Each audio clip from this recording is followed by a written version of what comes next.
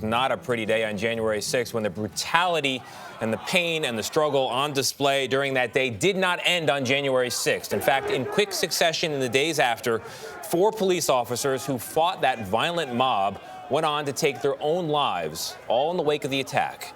Now, in an exclusive interview with CBS News, the widow of one of those officers is talking about the battle she waged in the 14 months since her husband's death. Scott MacFarlane shows how it could affect law enforcement families in every American community. Scott, this is a big story. Good morning.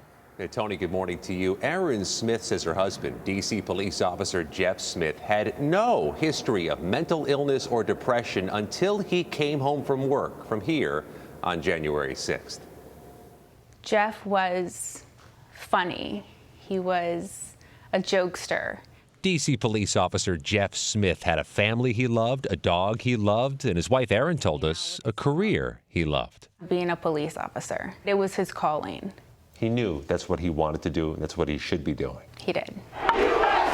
But he had no idea what awaited him on January 6, 2021, when he and his riot unit raced to the Capitol. Body camera footage obtained by CBS News reveals Jeff arrived on the front lines as rioter Ashley Babbitt was shot and killed while trying to breach a smashed window near the U.S. House floor. They were in the hallway, and the first thing that he could remember hearing was shots fired. How did he characterize it? He characterized January 6th as the worst day of his life. After hours fighting off the mob, Erin says Jeff returned home in the early morning with a black eye and in an even darker mood. I went to sleep, and then the next day, his demeanor changed, and he was never the same. What changed? He didn't want to talk. He was pacing at night and during the day. Sleeplessness? Sleeplessness. The jokes stopped. The dancing around the house stopped. Jeff went to the police medical clinic the night of the attack to report a blow to the head. But notes from a follow-up visit a week later, reviewed by CBS News, do not show he was asked about his mental health. And then one night, Erin says she woke up to find him crying in bed. What did you think was going on? Truthfully, I wasn't sure. I tried to console him, tell him everything was going to be okay. I just told him that I loved him and that we'll get through whatever this is. 9 days after January 6th, Jeff Smith took his own life, one of 4 officers who died by suicide in the 7 months after responding to the attack. I think the physical attack on him changed him. And if he didn't go to work that day, he'd still be here. It was just the beginning of Erin's loss. Like most jurisdictions, D.C. did not consider any suicide a line of duty death, denying Erin much of the family's income, health insurance, and ceremonial honors. Capitol Police Officer Brian Sicknick suffered fatal strokes the day after January 6th, ruled a line of duty death he laid in state, while Erin Smith received nothing. No notes, no recognition, nothing from the city, nothing from the department. And it's hurtful and it's sad that they can't even reach out to the widow of one of their own officers. It literally stops. The pace stops 30 days after the death. With the help of attorney David Weber, Smith decided to fight D.C. on its decision. Weber said the burden was on them to make the case January 6th caused Jeff's death. They say they found the proof in Jeff's body cam footage. And you see he's getting jostled here. He's getting jostled. Slowed down, Weber contends the video shows someone in the mob seized Jeff's baton, allegedly striking him with it. Right there, it's gone. And now you're going to see him fall backwards. Then there's this. Now, outside the Capitol, a metal pole sails in from the crowd, hitting Jeff head on. He took shelter in a stairwell. Are you hurt? Yep, probably like a metal pole, bam, right in my face. There was a physical injury that took place here. We are able to prove that he suffered a traumatic brain injury. It was more than a year until D.C. agreed.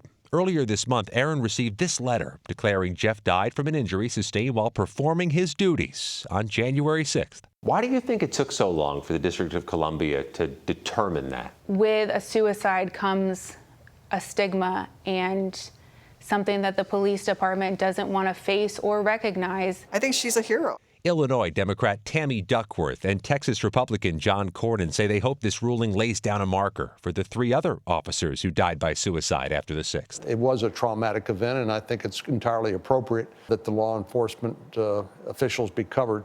and for police families nationwide. The two senators have introduced legislation to allow for line-of-duty death designations when police officers take their own lives. More than 750 officers have died by suicide since 2017. The military has made this pivot, understanding that injuries to the brain, to the psyche, is just as important as an injury to the body. Aaron Smith is advocating for the bill. What do you think Jeff would say about this issue? I believe he would be proud of me right now. I'm fighting for my husband, but I'm also fighting for everyone else who has gone through this as well. And it deserves the recognition. If the legislation passes for officers who die by suicide after January 1st, 2019, there'd be eligibility for line-of-duty benefits. The D.C. Police Department and the mayor of the District of Columbia did not comment for our report. But as for Aaron Smith, she tells us she has not brought herself to watch that body camera video, telling us, quote, "I relive it every day." Vlad?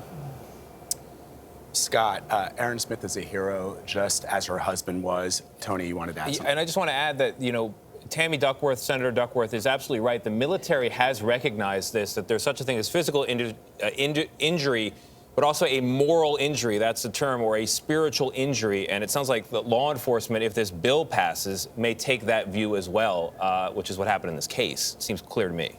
Yeah. Scott, your reporting, as always, spectacular. Thank you for sharing this such important story. Our heart goes out to those who were all affected by that terrible day. Thank you, Scott.